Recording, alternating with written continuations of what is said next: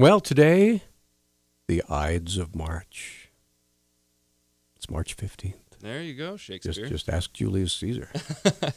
How do you feel about the Ides of March? You know, I didn't pick him in my bracket, but Caesar was betrayed by Brutus, and tomorrow Peter will betray us all and Yes, leave America for England. I'm leaving you, He's John. part of the Trump exodus. I am. I'm leaving. I can't stand it. I'm going to go to socialist heaven in Great Britain and find out what life is really like over there. Now, this is kind of interesting because one of our listeners, Sue, who's actually going to co-host with me on Thursday this week. Wow. Brave girl. She wanted to hear what it was like over there because your daughter works in medicine. She does. In England. She works at Guy's Hospital, largest hospital in London. And what is it like? 13,000 employees, all employed by the government. Of course, she's a kind of a temp because she belongs to a traveling nursing organization. And what she has told me is she actually works at a clinic, and it's been very difficult to find anything to do because there are so many people running around trying to find stuff to do, that being, the last one in, everybody's already got their assigned duties, and so can I pick that up? Can I carry that? She's a trained RN, for crying out loud. So anyway, that's what's going on, and a lot of it has to do with the fact that it's the national, I forget what they call it, the National Health Agency, and it takes a long time to get in. And once you get in, though, you have lots of people hovering around you. But there you go. So it's not empty because everybody in England has perfect health. No, it's empty because it's difficult to get in. Because the healthcare is free. The healthcare is free, but you're paying for a massive amount of humanity in these hospitals. They're all running around doing stuff, but I'm not quite sure what they're doing. Interesting. So, anyway, there you go. At least that's the top of the trees that I have gleaned from my daughter. So anyway, we have a caller, Al, on the line. Already? We don't even have to come up with stuff to talk about. Already? Already. Oh my gosh, this is amazing. Al, you're on Talkback. Go ahead. Peter and John, have you looked at the letters to the editor in today's paper? I have not yet. I'm sorry, I've been really busy. I think our paper was not delivered. Well, I think it's over there somewhere. Oh, you got it under there? Okay. You must read the one says Missoula Mercantile. Okay. It's a must-read. Could I just mention 3 different sentences in it? It's right over there, John. Oh, go for it. Yeah, go ahead. Okay. The guy that wrote it, he's written several other articles before, or at least the same name, that's been real critical of right-wingers. So he must be a left-winger, except the mayor is on his list. Oh, wow, okay. And he writes it... Well, the reason the mayor is on his list is because the mayor is in favor of tearing the Merc down. Yes. Anyway, he writes the article as if instead of he's not voicing the complaints the way he wrote it. His neighbor Mike came over, and his neighbor Mike is voicing complaints. Okay, gotcha. Similar to Rush. I assume you listen to Rush. You know who Snerdley is on Rush? Yes. He's the call screener. Well, yes, but you do realize he's not real. There is somebody screening calls, believe it or not. But Rush says when he first started in the 80s. Okay. Rush likes to say something nasty about, let's say, Hillary, and he doesn't want to state what he wants to state. Right. So he says, "What's that?" And he'll pause a second, and he'll say, we call Snerdley just told me. Then he states it as if Snerdley told it. We call that the theater of the mind in radio. That's the way this guy's writing it, his neighbor. Anyway, one of the things he says, what kind of an idiot would clean up the asbestos in a building and not do the roof? And that's his neighbor. And he says, now, watch what you say about the mayor. And then his neighbor comes back and says, because he has a police department, handpicked the sheriff and the last county commissioner, and owns a judge? And then he says, no comment. And then the last he says... That's pretty harsh. Yes, but the last he says... I never thought I'd say this, but I think the only elected official with any sense might be the one Republican, Mr. Wells.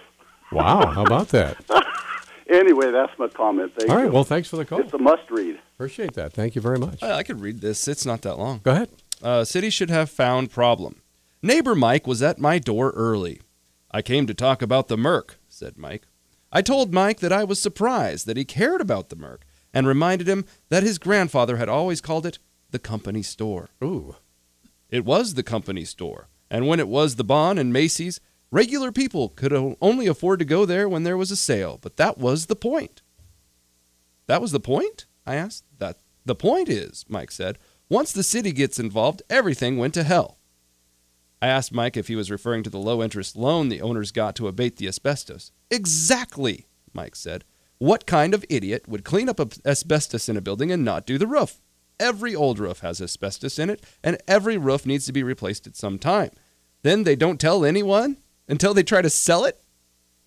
Since they got a brownfields loan to do the work, the city should have done its due diligence, found the problem. But they didn't do that because Boss Engen was in too big of a hurry to start making tax money. Now these bobcats from Bozeman come over here and say it needs to be torn down, Wow. And Engen goes for it. Every time the city gets involved in something, it turns dirty. I told Mike that maybe he should be careful about what he says about the mayor. Why? Mike said. Is it because he has a police department, handpicked the sheriff, and the last county commissioner, and owns a judge? No comment, I said. Wow. Mike finished by saying, Jeez. I never thought I'd say this, but I think the only local elected official with any sense might be the one Republican. Wow. That's That'd be Harlan Wells he was talking about there. That's amazing.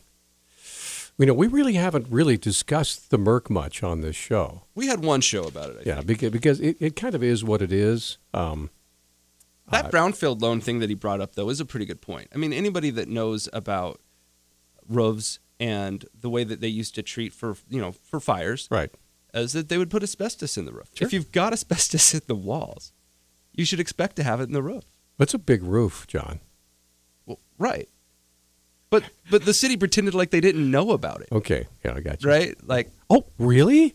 oh, what? You mean it's going to cost more than $74,000? Like my friend Gomer would say, surprise, surprise, surprise. We're going to have to replace the roof, too. May as well just bring the whole thing down. Why not just start over? We'll just throw a big old plastic bubble over the block, tear it down, suck it out, and start from scratch. Yeah. What do you think? Anyway, That's a plan. I mean, at least that's a plan. anyway 7-2, we're up against a break, but we do have some other political stuff we wanted to talk about. You come up with some really interesting sound bites today that we really haven't had a whole lot of time to talk about because today is Super Tuesday in Florida and in Ohio. In Ohio as well, yeah. So And other places. I believe there's two I others. believe in the Marianas Islands. Yeah, they're going for there's a caucus. There's a Republican caucus in the Marianas. I'm sure that Rubio and Cruz and all those guys are over there just going for it big time in the Marianas. Now you laugh, but many of these what we call protectorates, Right. like the Marianas, have as many votes as we do in Montana. Wow. Well, I'd rather go to the Marianas. I know. myself. Like, why are we hanging out here? And you could take the governor's King Air if you want to. So, I hear it's available. It's only $1,000 an hour. We'll be right back. All right, we're back here on Talkback. 721-1290 is our number. I think I'm going to switch up. I don't want to play that clip. Oh, yet. you don't? We can play that another day. Okay, what do you It's got? already old news. What do you got? Everybody's talking about. In fact, what was this? Yesterday, Emmett called in at the last minute, wanted to talk about violence at Trump rallies. Right. And everyone's out there talking, well, is it the people that are responsible, or is Trump responsible, or is it my friends' responsible, or is Obama responsible? Okay. When it comes to violence at Trump rallies, Yes. yes, I think sometimes the protesters are to blame. But Trump is definitely provoking some of the violence. And to show that, I'm going to play a clip of montage of Trump basically inciting violence, as it sounds to me. Okay. Ladies and gentlemen, turn up your radio and judge for yourself. I was nice. Oh, take your time. The second group, I was pretty nice. The third group, I'll be a little more violent. And the fourth group, I'll say, get the hell out of here! Rough up. Maybe he should have been roughed up because it was absolutely disgusting what he was doing. If you see somebody getting ready to throw a tomato, knock the crap out of them, would you? Seriously. Okay? Just knock the hell. I promise you, I will pay for the legal fees, I promise. Do you know what they used to do to guys like that when they were in a place like this? Wow. They'd be carried out on a stretcher, folks. Guards are very gentle with him. He's walking out like big high fives, smiling, laughing. Like to punch him in the face, I'll tell you. In the good old days, they'd rip him out of that seat so fast. Yeah, get him out. Try not to hurt him. If you do, I'll defend you in court. Don't worry about it. Wow. Well, they've been alive. Do you believe that you've done anything to create a tone where this kind of violence would be encouraged? I hope not. I truly hope not. We have to be politically correct. Oh, please don't hurt them. They're allowed to get up and interrupt us horribly, and we have to be very, very gentle. Very gentle. They can swing, they can hit people, but if we hit them back, it's a terrible, terrible thing, right? You regret saying any of those things, especially the things that you have said about punching protesters, sending them out on stretchers? No, I don't regret it at all. Some of these protesters were violent. Yeah, I'm not happy about that, and I would always express my feelings about that. Okay. All right, we already got a caller. Let's get to the phone. Catherine, hi. You're on Talkback. Good morning. What's okay, a couple of things here. There's some comments posted at a site called Second City, which is a Chicago cop site. Right, correct, yes. Right, with a bunch of pictures of some of the police officers that were bloodied by the protesters. Also, the protesters were rampaging through a parking garage where the Trump people had put their cars, and they were breaking windows, and they were confronting Trump supporters as they were trying to make their way out of the arena, and yelling in their faces and shoving and pushing and doing all sorts of things. Well, that's okay. That's okay, you see, because that's their free speech, right? Right. But the second thing that I want to point out is that all campaigns, they pay rental fees for the facilities that they use for their events, which to all intents and purposes makes it private property for the amount of time that they are holding their event. Yeah, good luck with that, by the way. Well, that's the law, as far as I know, and maybe somebody will. And they have the ability to screen them, and they can buy security, and they can do what that, they cannot do. What they them. cannot do is incite the mob. They're not. He wasn't you inciting just heard the him. mob. He said, he "Hold was on, Catherine, real quick." Them. Catherine, he was said, ejecting them. Catherine, he said, "Try not to hurt him. If you do, I'll pay your bill." Yeah, and that doesn't. You don't think that that's incitement? No, I don't. Well, what is it? If it's not incitement, it's telling the guy that if you do something, I will financially help you out in the legal arena. So by the way, someone did this. Someone put him to the test, right? You've seen the video of the 78-year-old guy who punches the protester. Have you seen this? I have not seen it. Oh, no. you got to get on the internet. It's really cool. Okay, all right. But there's this video. This protester punches this guy. Why? Well, the guy may have been flipping Trump the bird, which I don't know for the kids that are out there. But I really have a problem with you blaming Trump for what his supporters do. This is what Trump said. Well, he may have been justified. I'm looking into paying for this guy for punching this protester because he may have been flipping me the bird. So he has the right to. He has the right. You do not have the right to punch someone because they're flipping you off. Trump didn't punch him. No, but he's thinking about backing this guy up with money. He's thinking about supporting his right to a legal representation if the guy gets. If he gets sued, right? It's inciting violence. It sounds so clownish. It really is. If you beat up people at my rallies for me and support me by hurting them, I will back you up with money. So? Okay. If that's cool with you, I guess we just see this very differently. I do not have a problem with what is defined these days as hate speech, because hate speech, what's the old saying? Sticks and stones can break my bones, but words will never hurt me. We have gone so far into defining everything that is not politically correct as racist, violent, hate speech. Well, I'm not talking about hate speech. I'm talking about actual violence here, Catherine. There's been actual violence. That's where we can draw the line, right? Let me put it this way. If somebody hits you, you have the right to hit back, number one. And, yes, I think the guy that hit the guy that flipped the Trump off was wrong. However, that was just a minor event in the whole panoply of... Well, it could be that maybe, again, I'm trying to be Mr. Nice Guy here. Yeah. Maybe Mr. Trump is trying to teach the protesters who have had nobody stand in their way at all, okay? Right. To say, wait a minute, we have the right to conduct our meeting here peacefully, and you have no right to disrupt. So if you do disrupt, something might happen to you. Which, by the way, is up to the last thing you said, I was okay with you. Okay. All right, you cannot threaten violence for a peaceful protest. I get the protests are annoying. It wasn't a peaceful protest. And when they're violent, of course you have the ability to fight back. But this is different. Punching someone for throwing a finger up is different. That is one event. It's one event that Trump has specifically endorsed.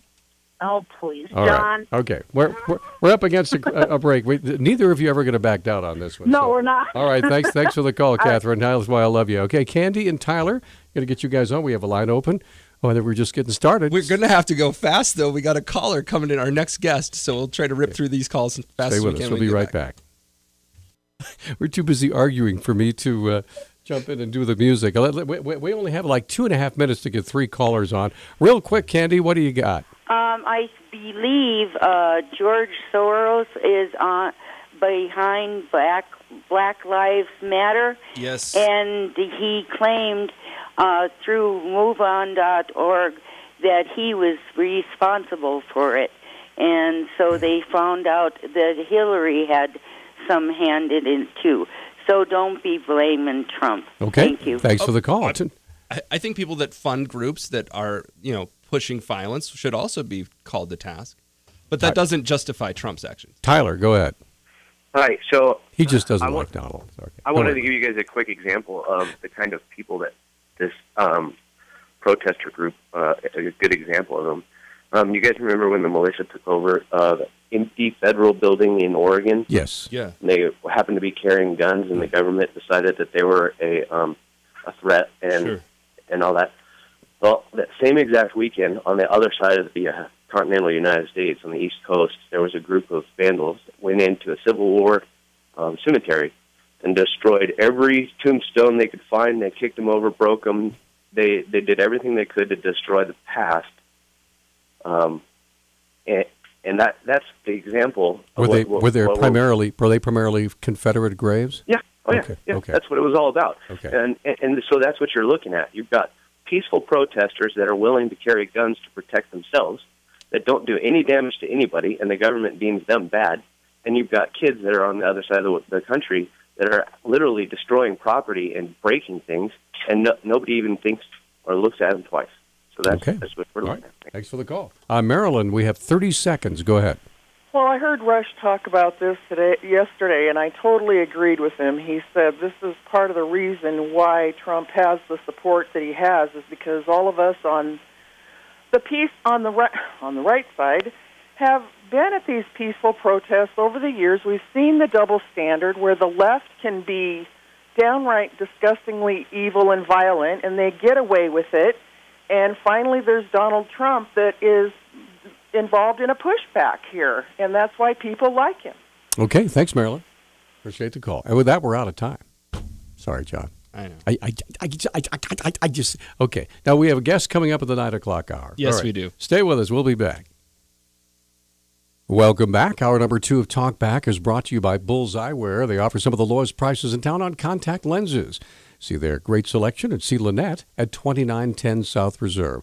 Also brought to you by Nissan and Hyundai of Missoula under new management, offering rebates, discounts, and 0% financing at a huge selection of inventory.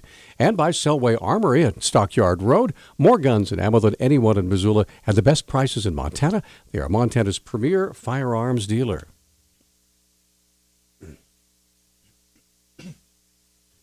We've already expended a great deal of our own energy in the last half hour, so I figured we'd talk about energy this morning. And John, right. you have a great guest here. So. Yeah, we have Dan Bucks. He's the former head of the Montana Department of Revenue. And we got him on to talk about coal and the future of coal in Montana, what we should be doing. Of course, a lot of big stuff has come down recently. There's the coal lease moratorium, among many other things, including some stuff going on in Washington and Oregon State that will affect Montana coal as well. So here to give us at least his glimpse of that future and maybe what we should do is Dan Bucks. Hey, Dan, first of all, you're actually in Milwaukee right now, right?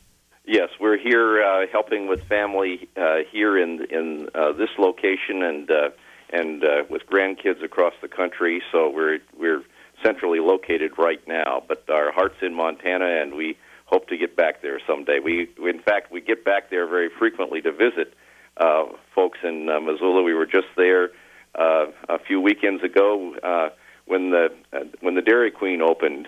Ooh, there you go.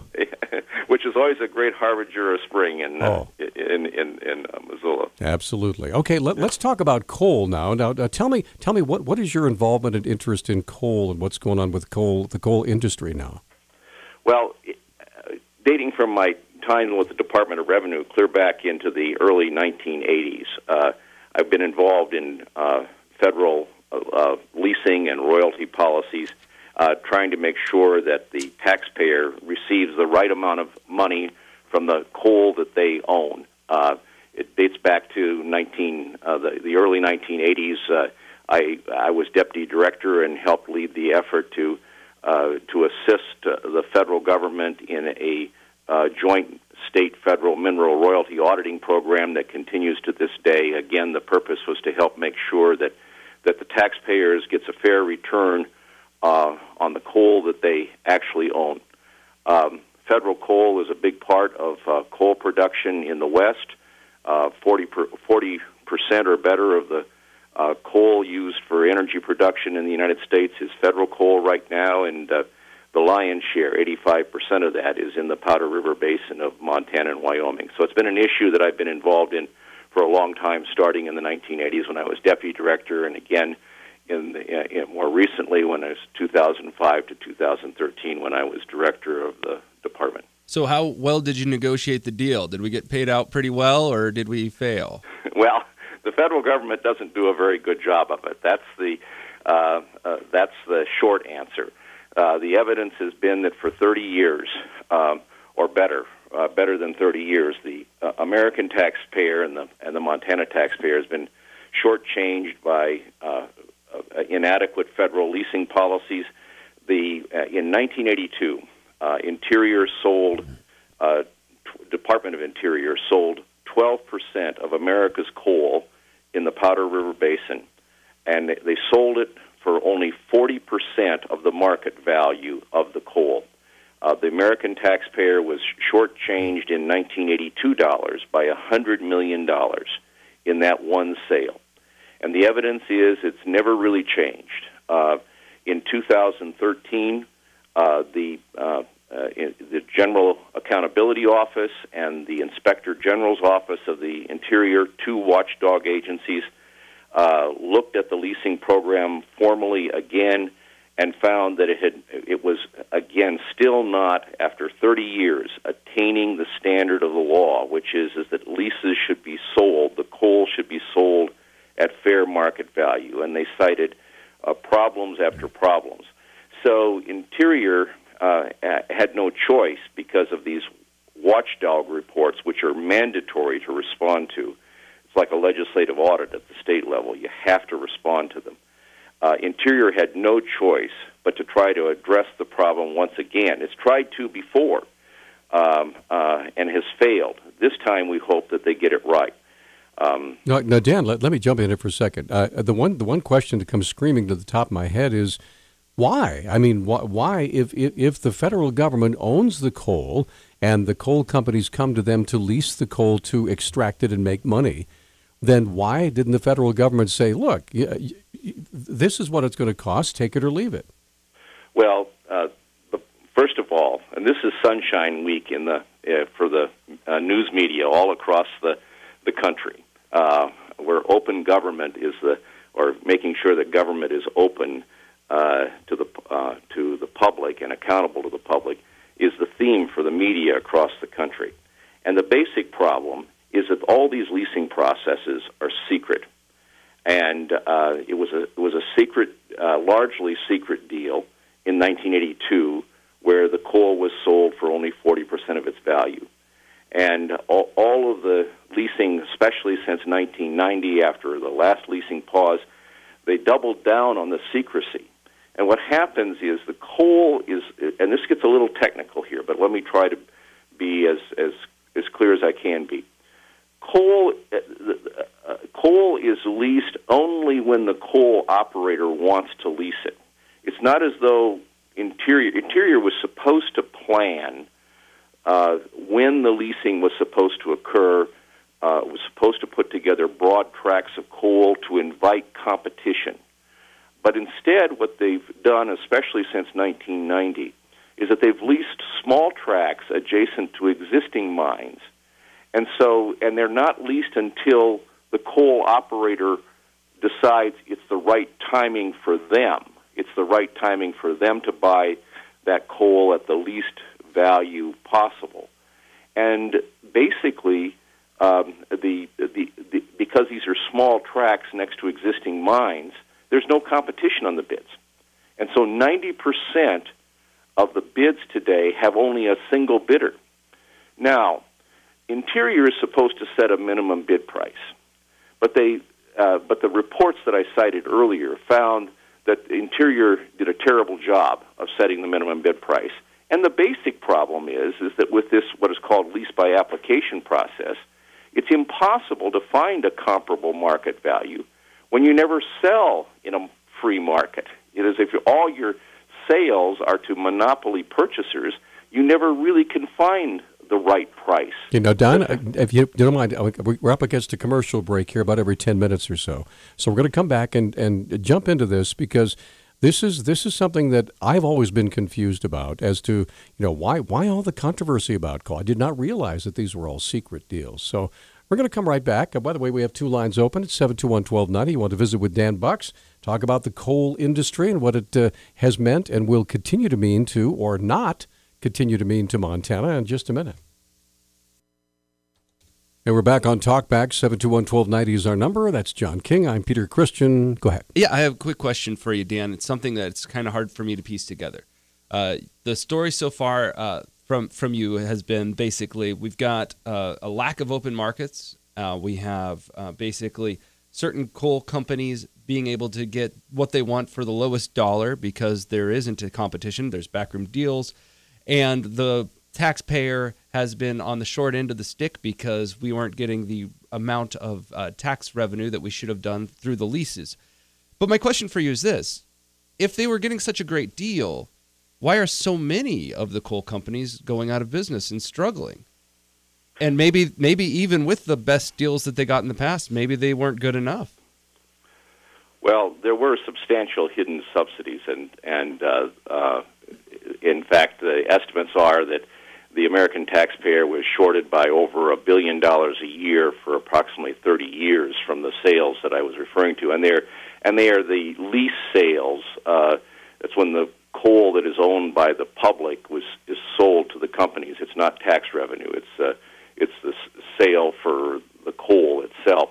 But the problem with the hidden subsidies that occurred is that, first of all, they did help the coal industry. There were large profits made, but times have changed, and what's happening right now is that the market change the markets have shifted significantly. Let's go back a little bit in history, though, too, so that we understand this. After the OPEC oil embargo in the early 70s, this country was searching for different forms of energy to kind of reduce its reliance on oil from the Middle East at the time, which was greater than it is today. And they turned to the following kinds of policies. They said, our natural gas resources, they're scarce. We need to reserve those for home heating. So what are we going to do for electrical generation if we're not going to use foreign oil? We're going to turn to coal. And for 10 years, from the late 70s into the late 80s, coal had basically the exclusive right or access to fueling new power plants. Now, Dan, was that because there were existing coal mines and existing infrastructure and rail lines and rail links and power plants that already used coal, right? In part, but that's also when the great development of new infrastructure occurred in the Powder River Basin between between the mid 70s and into the late 80s. That's when coal production increased by about 76% in Montana, and it was substantially boosted here in the West because of those policies. The other factor that was involved here is that eastern coal had a harder time as a higher sulfur coal and was having a hard time complying with the sulfur pollution controls. And so the market shifted west to Montana and Wyoming. And that's when the coal boom occurred out here. And that was new infrastructure in Montana and Wyoming, largely speaking, in terms of the development of coal in response to these federal policies. And so coal had that advantage for a decade of being the exclusive, basically, roughly speaking, the exclusive new fuel for expanded electricity generation. Secondly, it benefited from these hidden subsidies in terms of lease payments and also royalty payments on the coal that was produced. Now, getting back to John's question, which is, I'm sorry, John, for taking a little time to get to it. That's all right. What has happened? Why is coal having a problem today? Well, the answer is natural gas is now a competitor. It's no longer prohibited. It hasn't been prohibited since the late 80s for being used to generate electricity. But between 2009 and 2014, natural gas declined in price by 65%.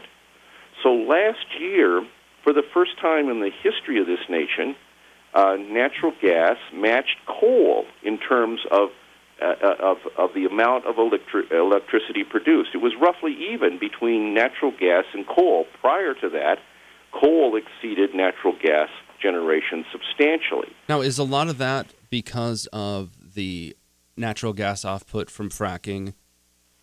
Absolutely. You're right on, John. So that's going to rise and fall with the fracking industry, right? It's a little bit more, what shall we say, roller coastery than the coal might be.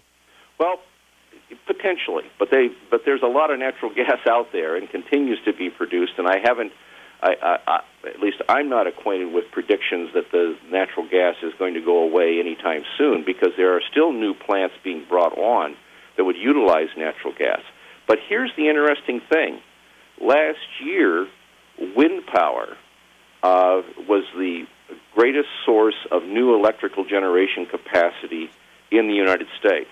And this year, in 2016, utility-scale solar, which doesn't count what businesses and homes put on their rooftops, utility-scale solar is predicted to be the largest additional source of new electrical generating capacity. And renewables are coming on very strongly because their costs of production are falling rapidly, just as coal's costs of production have been increasing. Now, hold on just a second. Oh, go ahead, Dan. I was just going to say, but I mean, even if you take all these new sources, I mean, we're talking like less than 10% of the energy matrix for the United States. Right now. Right. So, for example, last year, the United States added the equivalent in utility scale. This is not counting rooftop solar. In utility scale, last year, the nation added the equivalent of 6 coal strip units, 6, counting 1, 2, 3, 4 all together. All of the plants in coal strip, if you count all of those together, the nation added six times that in wind and solar. Next year, they're going to add again 8 times that in wind and solar. And so the shift is very distinct, and is rapidly multiplying. Okay, now, Dan, we're up against a break, and I want to throw this question in, and you can answer when we come back. Mm-hmm. Is the reason why wind and solar are advancing so rapidly simply because the federal government has decided that they're going to be winners and coal is going to be the losers? So they're removing the subsidies from coal and giving those same subsidies to renewable energy. I wanted to ask you, but is that true or not? So we're going to come right back with more of Talk Back in a minute. And Tyler, we're going to get your call on too. So solar's been subsidized since before the 80s, I believe. So we'll be right back. Same with wind. Okay, we're back. Talk back, 721-1290 is our number. And we've been making our good friend Tyler wait for quite a while. We have not been mating. Whatever Peter said. Sorry. I have a cold. Yet forgive me. Tyler, you're on Talk Back with Dan Bucks. Go ahead. Hi. Hi, Dan. Hi. Hi. So you guys were talking earlier about how the American people got screwed out of like a semi full of $100 bills. Do you guys remember last year when the Crow Indian Reservation discovered that there was a ton of coal on their reservation? Yes. And the government wouldn't let them touch it, but they bought it from them.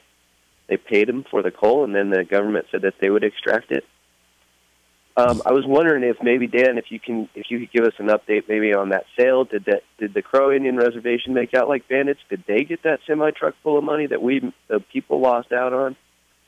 And will the government ever harvest that coal, or will it just sit there undisturbed? Thanks, Tyler. Okay, so what do you think, Dan? Well, Tyler, that's an excellent question, and I don't have the answer because I don't know the details of the Crow transactions that you're referring to. As to the question as to whether or not that coal would get.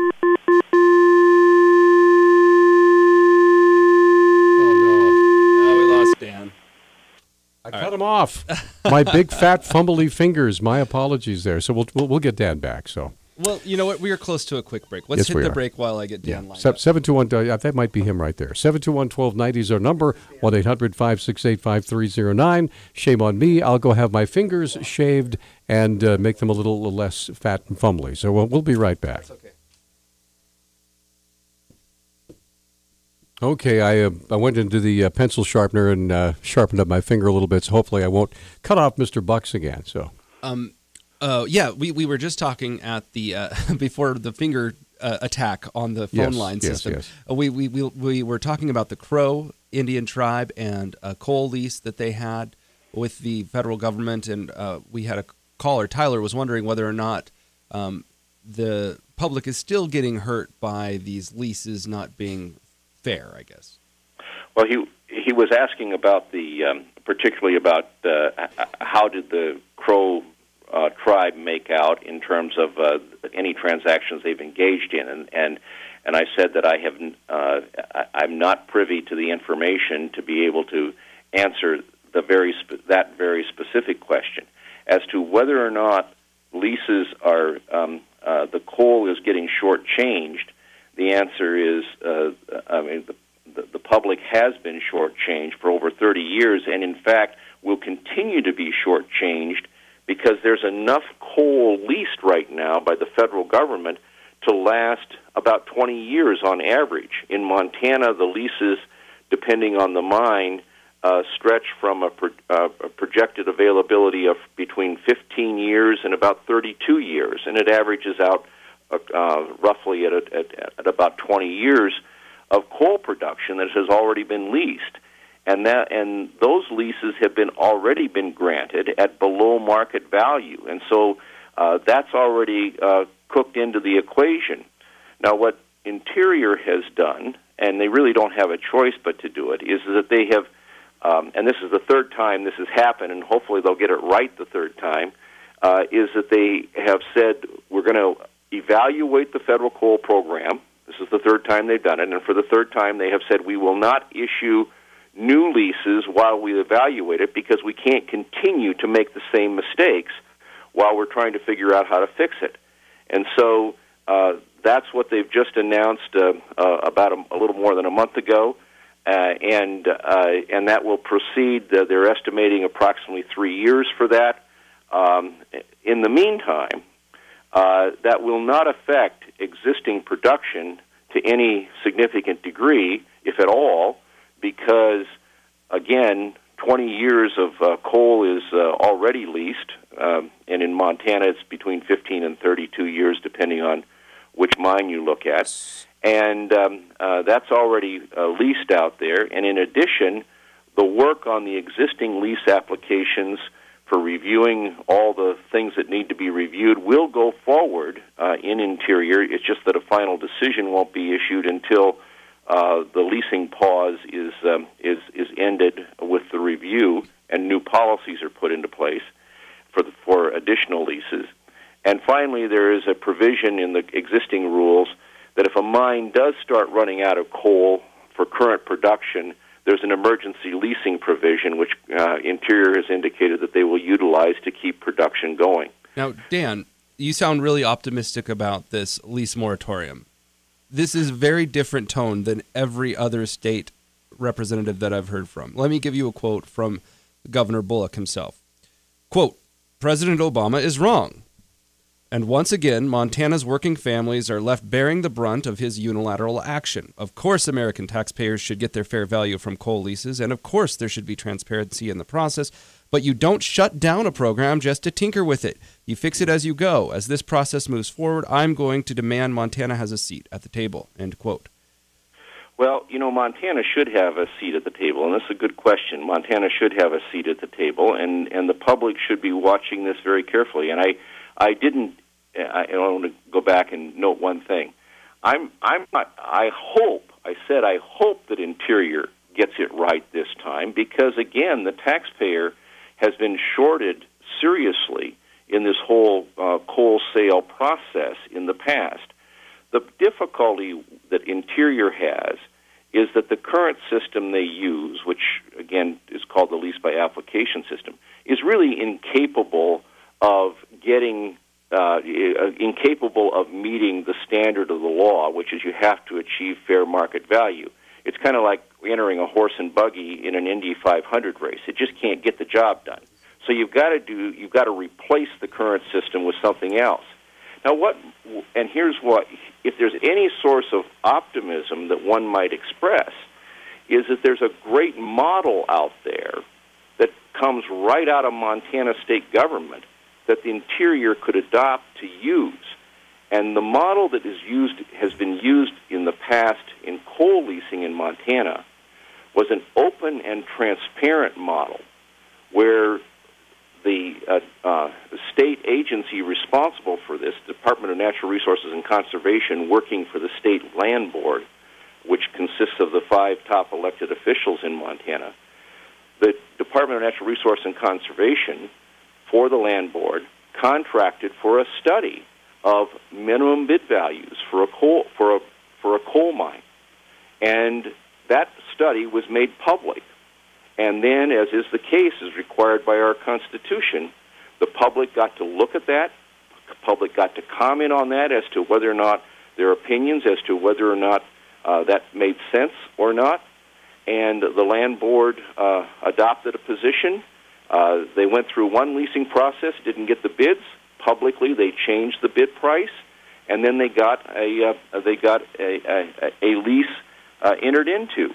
All of that was done in an open public process that people could have confidence that the best value was being secured for the taxpayer.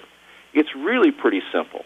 The federal government should look to Montana for the solution here. They figured it. We Montanans have already figured this out, and I would hope that Interior would look at the Montana model as the way to solve this particular problem, which should be solved in the interest of making sure the taxpayer isn't shortchanged. Well, it sounds like you're making a case, almost. I mean, I've heard some of the same arguments for federal transfer of lands to the states.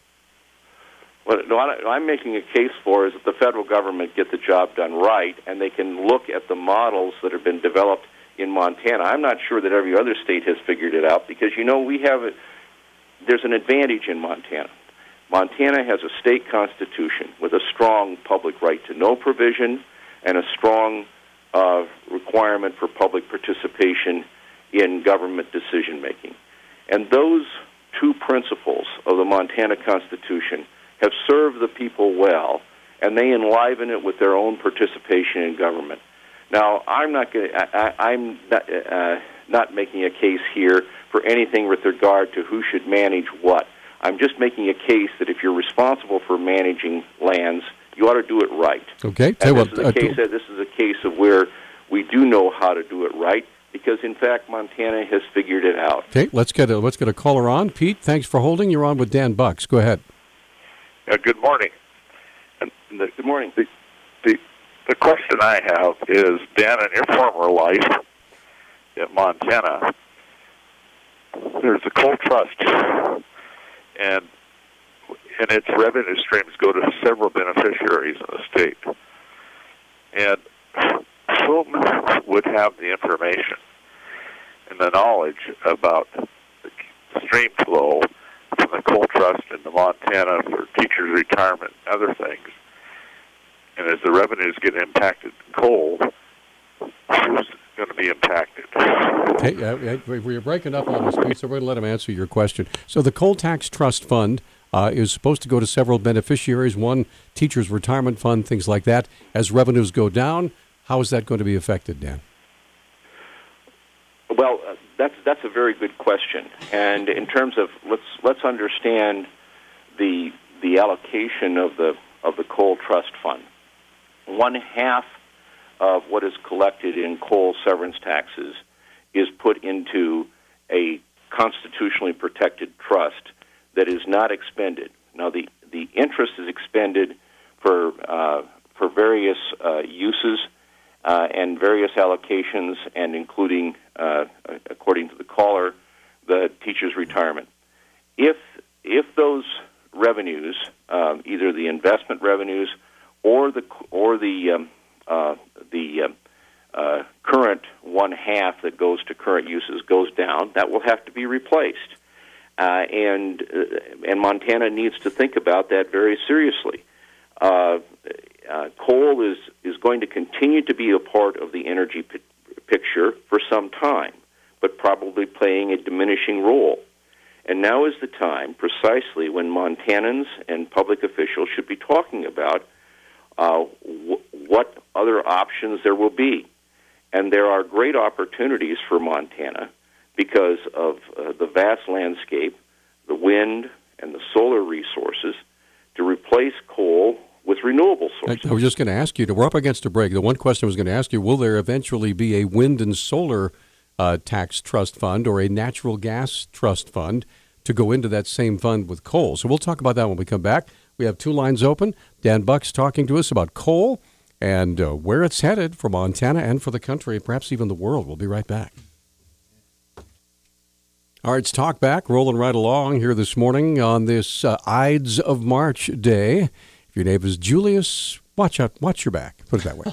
All right, Dan Bucks joining us on the telephone. He's with us from Milwaukee, former head of the Montana Department of Revenue. We're talking about coal and now coal tax trust fund revenue. Yeah, well, one of the things that Dan was talking about before the break was I get the tenor that he's very optimistic that in the future solar and wind will be able to replace what the coal trust fund is doing now as far as bringing revenue into the Montana economy.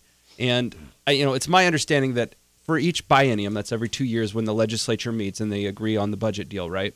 House Bill 1 or House Bill 2. Whenever they come together, you're looking at about $40 to $50 million from coal in that project. That's a huge amount of money. So if you're losing that, I just don't see it possible, at least in the near future, even the next 10 years, for that to be replaced by renewables. Am I wrong?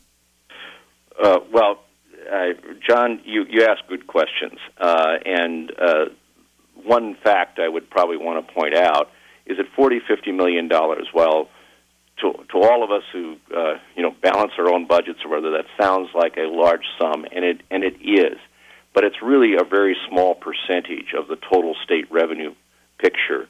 When you add up everything that comes off of coal, related to coal, and comes into the state budget and the budgets of state and local government, and you take everything combined, every dollar that comes in versus what comes from coal, you're down in the vicinity of 1.5% to 2% of the total.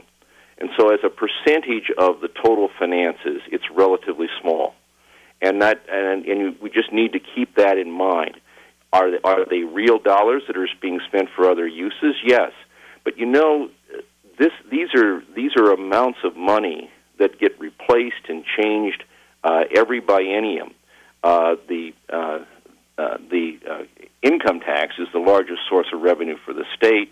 That brings over $1 billion into the state every year, and that's the major source of revenue. And then there's a lot of other sources of revenue. So it's about 1.5% to at most 2% of the total revenue picture of state and local government.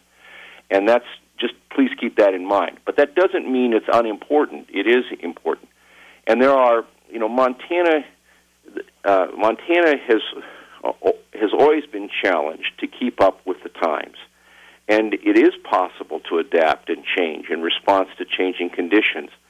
And let's take a look at what other states are doing right now. In Iowa, 31% of their electrical energy comes from wind power. In just the last year,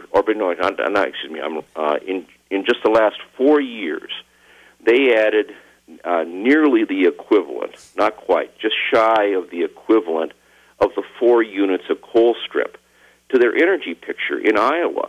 We could tuck Iowa into the southeastern corner of Montana very easily and still have huge quantities of the state left to put windmills on. Minnesota in the last 4 years has increased their wind power by 19%, Illinois by 40%, Michigan by 300%. Now, they started from a smaller base. And guess what? The wind resource in those Midwestern states is not as good as the wind resource in Montana. Montana's constraint is the absence of sufficient infrastructure in terms of transmission lines. But as capacity on existing lines may go down from the standpoint of coal-generated electricity, if the use of the capacity goes down from coal, it can be replaced by energy from other sources, natural gas and wind and solar.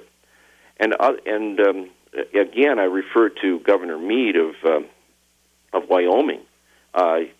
In his latest energy plan that he announced just yesterday, he put an emphasis on renewables, on wind energy. This is in Wyoming, a huge coal-producing state, and he is in fact touting wind energy as one part of the mix of the energy future in Wyoming, and exporting wind energy from Wyoming. Montana has even greater potential, I understand it, than Wyoming does. So we need to seize the opportunities that are out there. That's the spirit that settled Montana, that has made Montana grow over time. The future is always full of scary uncertainties for all of us. But we look around and we look at the opportunities that are available, and we seek them out, and we try to realize whatever we can from it. Hey, and if tax revenue is needed, tax revenue will be available if the state legislature finds in its wisdom the reasonable way to do it. We got to go to a break, right, Peter? Yes, we do. Yep. So we'll be back in just a few seconds. 1 minute, and then we have Mike on the line, and we have one line open at 721-1290. We're coming right back.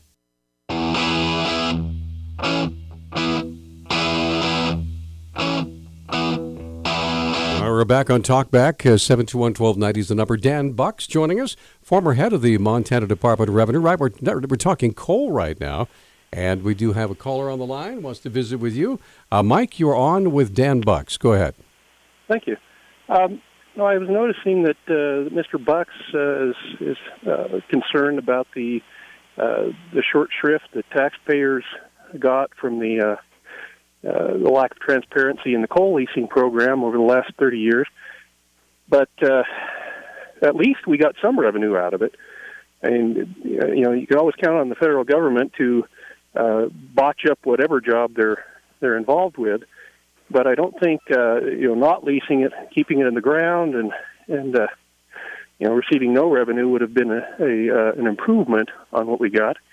I'll also note that, the coal, yes, it is suffering because of natural gas, but it's also suffering because of federal government policies, in particular President Obama's war on coal, where he has explicitly set out to destroy the coal industry.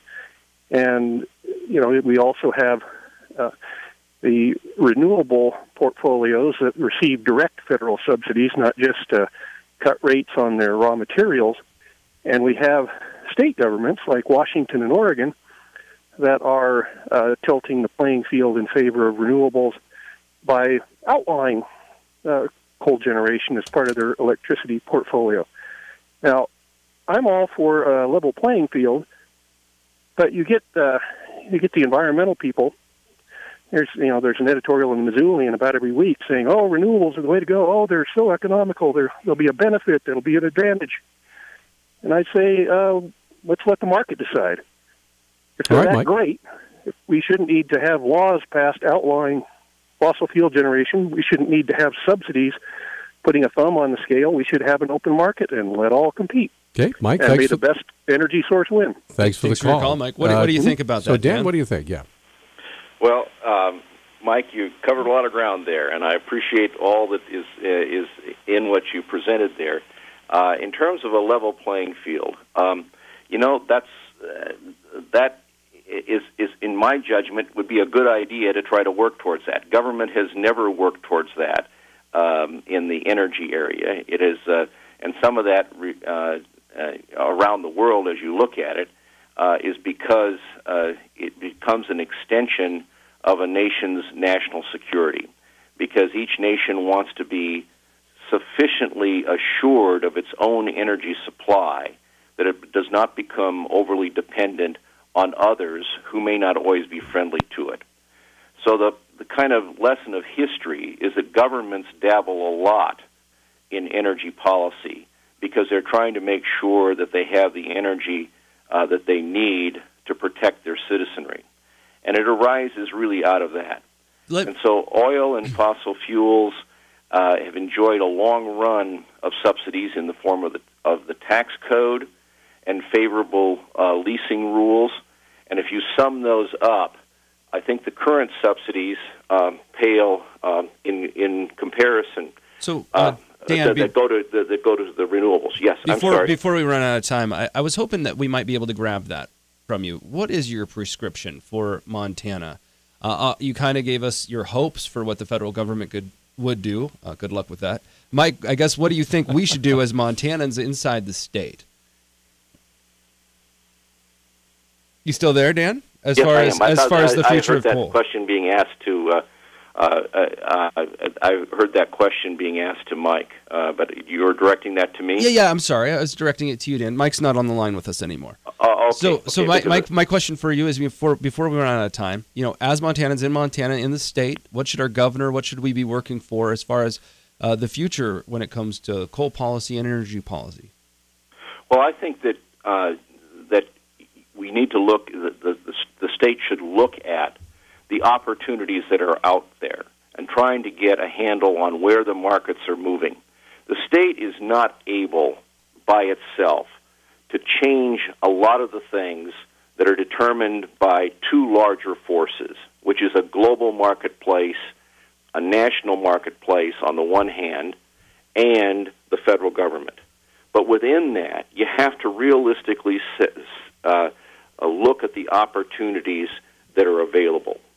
And if opportunities are arising in an area such as renewables, you need to look seriously at the question of why does Iowa have 31% of its energy and a huge quantity of electrical production in wind, and while Montana has significant wind energy, it has less than the tiny little state of Iowa in comparison when the wind resource is greater in Montana.